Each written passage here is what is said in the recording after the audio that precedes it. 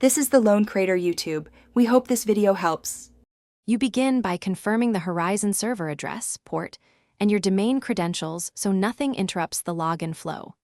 Once those details are verified, install the VMware Horizon Client for your operating system and permit network and certificate access when prompted.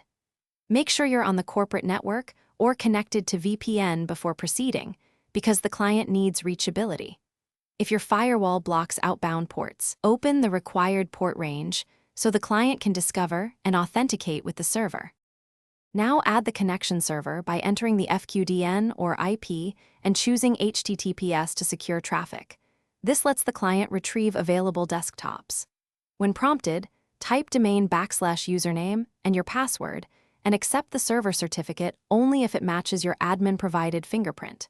If your environment uses single sign-on or two-factor authentication, complete that flow now to obtain the session token.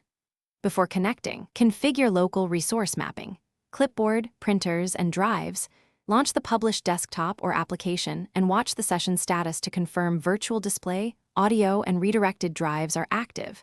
Make adjustments in the client settings if something isn't mapped.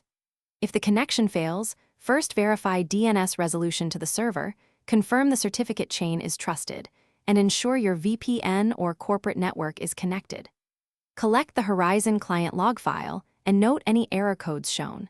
This speeds up support. A single troubleshooting tip: test local access by pinging the server and checking port reachability before escalating.